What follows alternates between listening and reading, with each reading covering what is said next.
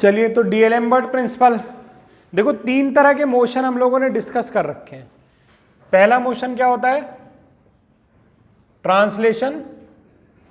दूसरा मोशन क्या है, जल्दी बताओ? रोटेशन। और तीसरा क्या है? General plane motion. ट्रांसलेशन में क्या होता है कि हम मानते हैं बॉडी स्ट्रेट लाइन में मोशन कर रही है। रोटेशन में क्या होता है कि हम मानते हैं कि बॉडी एक पॉइंट के अबाउट रोटेट कर रही है। और जनरल प्लेन में क्या होता है कि बॉडी रोटेट करते हुए आगे भी जा रही है, यानी उसके अंदर ट्रांसलेशन भी हो रहा है और रोटेशन भी हो रहा है, दोनों चीजें हो रही हैं, ऐसे मानते हैं। अगर कोई बॉडी ट्रांसलेशन कर रही है, मान लेते हैं ये बॉडी एक हॉरिजॉन्टल पर रखी हुई है और इस पर कई सारे फोर्स लग रहे होंगे, इसका अपना वेट होगा, रिएक्शन होगा, आगे जा रही है और सरफेस पर फ्रिक्शन है तो फ्रिक्शन भी होगा। कोई फोर्स तुम लगा रहे हो P1, उससे भी खींच रहे हो, यहां पर भी एक फोर्स P है, उससे भी खींच रहे हैं। इतने सारे फोर्स लगने के बाद ये बॉडी अगर आगे जा रही है तो हम ये मान सकते हैं, और इस डायरेक्शन में जा रही है, सपोज हॉरिजॉन्टल डायरेक्शन में जा रही है सपोज, तो हम ये मान सकते हैं कि इस बॉडी पर लगने वाले सारे फोर्सेस का सम कितना होगा? F होगा, जो इसको आगे ले जा रहा होगा, है ना। अगर बॉडी आगे जा रही होगी तो उसमें एक्सेलरेशन भी होगा, है ना। अगर उसकी स्पीड चेंज हो रही है तो उसमें एक्सेलरेशन भी होगा। तो हम ये मानते हैं, न्यूटन का जो सेकंड लॉ है F बराबर ma वाला, कि कोई भी बॉडी पर जो टोटल फोर्स लगता है वो किसके बराबर होता है? ma के बराबर होता है। किसके बराबर होता है? ma के बराबर होता है। तो इस बॉडी में जो टोटल फोर्स लग रहा है जो इसको आगे के डायरेक्शन में ले जा रहा है वो कितना है? ma के बराबर है। और बॉडी आगे जा रही है, अगर मैं इस पर अपोजिट डायरेक्शन में एक ma लगा दूं तो क्या अब ये बॉडी रुक नहीं जाएगी?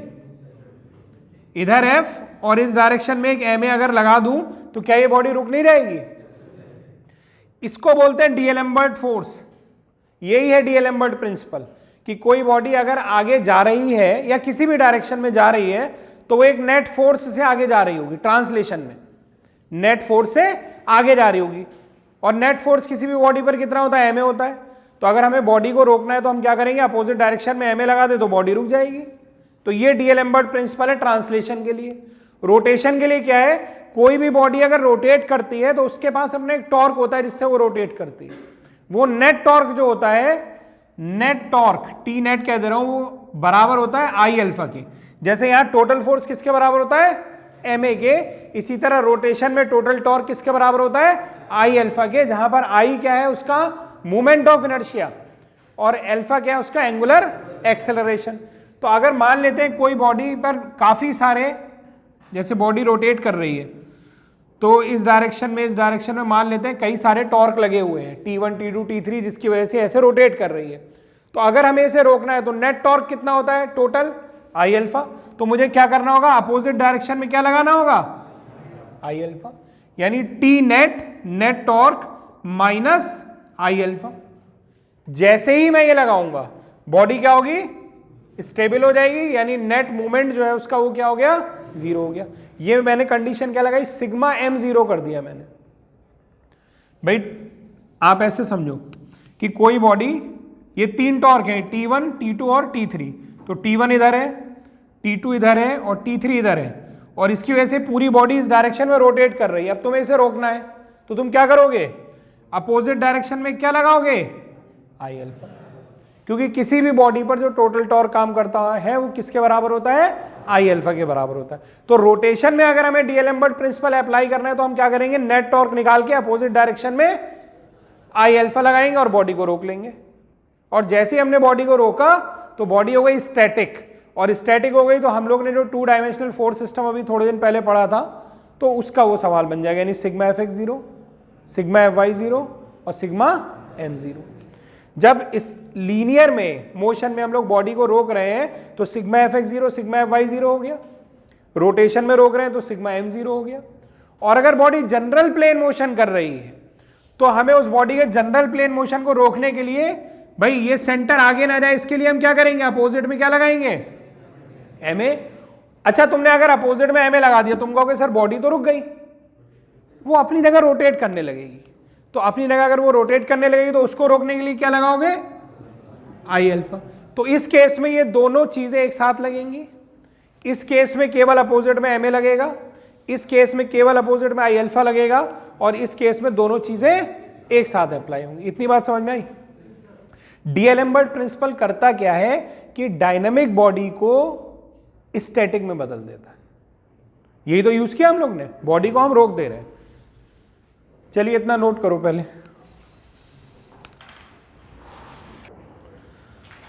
तो बच्चों मैंने डीएलेम्बर्ट प्रिंसिपल 3 तरह के मोशन में बताया। तो ट्रांसलेशन मोशन में हमें कैसे अप्लाई करना है वो भी बताया मैंने आपको, एक अपोजिट में इनर्शिया फोर्स एम ए लगा करके। तो वही बात मैंने यहाँ लिखी है।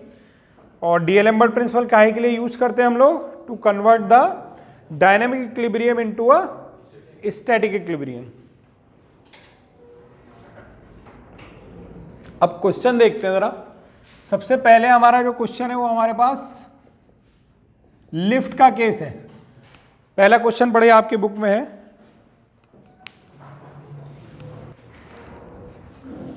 पहले तो यहां थोड़ा सही कर लो, कन्वर्ट द डायनेमिक प्रॉब्लम कर लो, यहां dynamic problem into static equilibrium problem, ये सही कर लो। उसके बाद एक क्वेश्चन मैंने वहां लिखा हुआ है, एक लिफ्ट का केस है। लिफ्ट के अंदर एक आदमी भी है, लिफ्ट का जो अपना वेट है वो कैपिटल डब्ल्यू है, जो आदमी का वेट है वो स्मॉल डब्ल्यू है, और हमें रिएक्शन पता करनी है भाई। जैसे हम लोग ज़मीन पर अगर खड़े होते हैं तो हमारे ऊपर एक रिएक्शन आएगी, इसी तरह अगर हम लिफ्ट के फ्लोर पे भी खड़े हैं तो रिएक्शन तो आएगी। आप लोगों ने भी महसूस किया होगा जब कभी भी किसी मॉल वगैरह में लिफ्ट में जाते हैं और जब लिफ्ट ऊपर जा रही होती है तो थोड़ा हैवीपन महसूस होता है, और जब नीचे आते हैं आप तो थोड़ा लाइट फील होता है। ऐसा फील किया है कभी? नहीं किया हो तो आज जाना, आज मत जाना, मतलब छुट्टी के दिन जाना, और जो है मॉल में इस चीज़ को ट्राई करके देखना, ठीक है? समझ गए इतनी बात? हाँ, तो लिफ्ट वाले केस में हमें जो हैवीनेस फील होती है या जब लाइट फील होता है वो क्यों होता है, उसका रीज़न देखो अभी समझ में आएगा हम लोगों को। मैंने एक लिफ्ट बना रखी है, उसमें लिफ्ट का वेट W है, आदमी का वेट स्मॉल w है। हमें रिएक्शन जो पता लगानी है, तो रिएक्शन किस पर आएगी? हमारे ऊपर आएगी अगर हम लिफ्ट के अंदर हैं। तो अगर मैं फ्री बॉडी डायग्राम बनाने की कोशिश करूं तो मैं अपना डायग्राम बनाऊंगा, क्योंकि मेरे ऊपर आएगी। तो ये जो आदमी है इसको मैंने ऐसे बना लिया, और इसका वेट जो है वो स्मॉल w नीचे हो गया, और क्योंकि ये यहाँ लिफ्ट की सरफेस पर है तो यहाँ से एक ऊपर रिएक्शन आएगी, तो वो हमने एक ऊपर रिएक्शन भी बना ली। सही है। अभी पहला केस है लिफ्ट इज मूविंग डाउनवर्ड। अगर लिफ्ट डाउनवर्ड जा रही है तो ये आदमी भी तो डाउनवर्ड जा रहा होगा, और कितने एक्सेलरेशन से जा रहा होगा? जिस एक्सेलरेशन से लिफ्ट जा रही होगी, है ना?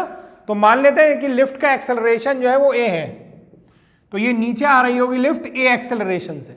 ठीक, अब हम लगाएंगे, हमने चलती हुई बॉडी पर अभी तक एनालिसिस करना नहीं सीखा है। अब हम इस पर अगर डीएलेम्बर्ट प्रिंसिपल लगाना चाहते हैं तो हम इस बॉडी को क्या करेंगे? रोकेंगे, और रोकने के लिए अपोजिट में, मोशन के डायरेक्शन के अपोजिट में कितना फोर्स लगाएंगे? एम ए लगाएंगे, इनर्शिया फोर्स एम ए लगाएंगे। तो यानी कि अगर ये आदमी ए एक्सेलरेशन से नीचे आ रहा है और मुझे इसे रोकना है तो मैं क्या करूंगा? ऊपर के डायरेक्शन में एक एम ए अप्लाई कर दूंगा। अब बॉडी स्टेबल हो गई। अगर बॉडी स्टैटिक हो गई, रुक गई है, तो इसमें सिग्मा एफ वाई 0 होना चाहिए। सिग्मा एफ वाई अगर आप 0 करोगे तो क्या हो जाएगा? M a plus R minus W is equal to 0। या हम कह सकते हैं एम ए, या एम को क्या लिख सकते हो भाई? डब्ल्यू बराबर क्या होगा? एम जी होगा। तो एम को कितना लिख सकते हो? W upon g. तो एम की जगह कितना लिख देता हूं मैं? W upon g plus R minus W is equal to 0। यहां से अगर मैं आर की वैल्यू निकालने की कोशिश करूंगा तो आर बराबर कितना हो जाएगा? डब्ल्यू उधर जाके प्लस, और ये वाला W by g upon a minus. तो ये रिएक्शन आ गई हमारे पास। किस केस में? जब लिफ्ट किधर जा रही है? डाउनवर्ड जा रही है। अगर अपवर्ड जा रही है, सेकेंड पार्ट हमारा, तब रिएक्शन कितनी आएगी वो भी हम लोग देख लेते हैं। उस केस में फिर आदमी का मैंने डायग्राम बनाया, आदमी का वेट स्मॉल डब्ल्यू, रिएक्शन ऊपर आएगी, इतना तो ठीक है। अब की बार लिफ्ट ऊपर जा रही है, मोशन किधर है? ऊपर। तो अब की बार आप एम ए किधर लगाएंगे? नीचे लगाएंगे। और अब ये मानेंगे कि ये बॉडी स्टेबल हो गई, रुक गई, तो फिर से सिग्मा एफ वाई 0 करेंगे। तो इस केस में क्या होगा? R minus W minus M a is equal to 0। या R is equal to W plus M की जगह वापस वही W upon G into a. ये यहां पर रिएक्शन की वैल्यू आ गई। आप खुद से चेक करके देखो कौन सी रिएक्शन ज्यादा है। ये वाली रिएक्शन ज्यादा है ना, इसीलिए हमको वो हैवीनेस फील होती है। जो रिएक्शन फोर्स है वो हमारे ऊपर ज्यादा लग रहा है, इसलिए हैवीनेस फील होती है। यहां पर जब हम नीचे आ रहे हैं तो रिएक्शन फोर्स हमारे ऊपर कम लग रहा है, इसलिए वो हैवीनेस या लाइट थोड़ा सा हमें फील होता है। तो इस सवाल में तो केवल इतना ही निकालना था कि रिएक्शन दोनों केस में कितनी कितनी होगी। कोई डाउट किसी को? आपके एग्जाम में जब सवाल आएगा तो ये सब वेट वगैरह आपको 100 न्यूटन 500 न्यूटन ये सब दिए रहेंगे। हमने लिफ्ट के वेट का कोई यूज ही नहीं किया। क्यों नहीं किया? क्योंकि हमसे पूछा जा रहा था कि उस आदमी के ऊपर कितनी रिएक्शन लग रही है, तो हम आदमी का ही तो फ्री बॉडी डायग्राम बनाएंगे, लिफ्ट का थोड़ी बनाएंगे। लिफ्ट के बारे में कुछ पूछा जाता तो मैं लिफ्ट का डायग्राम बनाता। अभी आगे सवाल आएगा, वो नोट कर लो इसको। चलिए बच्चों नेक्स्ट क्वेश्चन देखिए जरा। इसमें क्या है, एक लिफ्ट है और लिफ्ट का वेट 8000 न्यूटन है। एक आदमी है, उस आदमी का वेट 600 न्यूटन है। ये डाउनवर्ड मोशन कर रही है और डाउनवर्ड मोशन ऐसा है, इसका एक्सेलरेशन ऐसा है, जिस एक्सेलरेशन से नीचे आ रही है कि when a distance of 187.5 meter was covered, 187.5 meter was covered, the velocity of the lift was 25 meter per second. जब आप लिफ्ट के अंदर एंटर हुए, लिफ्ट ने नीचे जाना शुरू किया तो कुछ ऐसे एक्सेलरेशन से जा रही है कि जब इतना डिस्टेंस कवर हुआ तो वेलोसिटी कितनी हो गई उसकी? 25 मीटर पर सेकेंड हो गई। जब आप लिफ्ट में घुसते हो तो वेलोसिटी क्या होती है लिफ्ट की? 0। चलती हुई लिफ्ट में तो घुसते नहीं हो, तो इनिशियल वेलोसिटी कितनी है? 0। तो कुछ ऐसे एक्सेलरेशन से आ रही है कि ये डेटा सेटिस्फाई हो रहा है। आगे देखते हैं, find tension in the rope and reaction on the man. तो आदमी लिफ्ट के फ्लोर पर होगा तो रिएक्शन तो ऊपर आएगी, वो निकालना है। दूसरी बात, जो लिफ्ट होती है वो ऐसे हवा में तो टंगी नहीं होती है, उसको कहीं ना कहीं सपोर्ट होता है जिसके थ्रू वो ऊपर नीचे जाती है। तो देखा ही होगा आप लोगों ने, मुझे लगता है ऊपर क्या लगे होते हैं? वायर्स लगे होते हैं, रस्सी लगी होती है, आप मोटे मोटे शब्दों में ऐसा कह लीजिए। तो वायर लगाए या रस्सी लगे तो रस्सी में क्या होगा? टेंशन भी होगा। तो यहां पर कितना टेंशन होगा वो भी हमें पता करना है। पहले तो ये एक्सेलरेशन निकाला जाए कि एक्सेलरेशन कितना होगा। तो इस डेटा से हम लिफ्ट का एक्सेलरेशन निकाल सकते हैं। अगर मैं डीएलेम्बर्ट प्रिंसिपल लगाऊंगा तो मैं अभी अपोजिट में एमए लगाऊंगा ना, और एमए लगाने के लिए ए चाहिए ना मुझे, तो ए फाइंड करने की कोशिश करते हैं। अगर नहीं निकाल पाया तो ए की जगह ए रख करके सॉल्व करने की कोशिश करूंगा, फिर देखा जाएगा। और अगर निकाल पा रहा हूं तो निकाल लेते हैं। बताओ कैसे निकलेगा? हाँ, थर्ड इक्वेशन अप्लाई करते हैं, v square is equal to u square plus 2as। तो v स्क्वायर यानी 25 square is equal to 0 square plus 2 into a into s कितना है? 187.5। तो यहां से एक्सेलरेशन निकल के आ जाएगा। बताओ जल्दी कितना आएगा? ये आ रहा है 1.66 मीटर पर सेकेंड स्क्वायर। चलो देखो इधर देखो, आएगा उतना आएगा, मेरे पास सॉल्व है ना ये। तो a बराबर 1.66 मीटर पर सेकेंड स्क्वायर। अब निकालना है टेंशन। टेंशन किस पर होगा? लिफ्ट पर होगा या आदमी पे होगा? अंदर वाले नहीं, रस्सी में तो होगा, लेकिन वो जो रस्सी है किससे अटैच है? आदमी से अटैच है, लिफ्ट से। तो अब लिफ्ट का डायग्राम बनाना पड़ेगा तुम्हें। तो अब मैं लिफ्ट का डायग्राम बनाता हूं। ऊपर एक रस्सी है तो रस्सी में क्या हो गया? टेंशन हो गया। लिफ्ट का अपना वेट नीचे की तरफ हो गया 8000 न्यूटन, और लिफ्ट में आदमी भी तो है तो उसका भी वेट हो गया कितना? 600 न्यूटन, उसका भी वेट हो गया। और कुछ? बस इतना। इसके बाद ये किधर मोशन में है? इसका मोशन है डाउनवर्ड डायरेक्शन में। तो इस पर जो हम लोग डीएलेम्बर्ट का इनर्शिया फोर्स लगाएंगे वो किधर लगाएंगे? ऊपर के डायरेक्शन में लगाएंगे। यानी ऊपर कितना लगाएंगे? एम ए लगाएंगे। सही है इतनी बात? अभी एक कंफ्यूजन ये होता है कि यहां पर एम किसका लिया जाए, कि लिफ्ट का लिया जाए या आदमी का लिया जाए या दोनों का लिया जाए। अभी इससे पिछले सवाल में जब हम लोग ने डिस्कस किया था तो मैंने वेट एम ए जब लगाया था तो मास किसका लिया था? क्योंकि हम उसके मोशन की बात कर रहे थे। आप जिसके मोशन की बात करोगे उसका एम तुम्हें लेना पड़ेगा। समझ गए कि नहीं? तो अभी मोशन में तो दोनों ही है ना। मैं ये भी कह सकता हूं इसकी जगह हटा देता हूं, और मैं इतना काम कह सकता हूं कि मैं दोनों का कंबाइंड वेट ऐसे लिख दूं। ये भी तो सही है। चलिए, तो ऊपर हमने एम ए लगा दिया। अब इसकी इक्वेशन सेटिस्फाई करते हैं सिग्मा एफ वाई से, तो T plus M a minus 8600 is equal to 0। T plus M, M कितना हो जाएगा 8600 divided by 9.8, W upon g होता है ना, माइनस 86, अच्छा ए भी तो है, इंटू ए कितना है हमारे पास 1.66 माइनस 8600 इज इक्वल टू 0। यहां से टी निकाला है या नहीं निकाला है? चलो अपने आप इतना सॉल्व करो जल्दी से। चलो आगे देखो, इसको सॉल्व करोगे तो टेंशन आएगा इतना 7143.2 न्यूटन। ठीक है, अभी हमें सेकंड पार्ट और है इसका, रिएक्शन ऑन द मैन।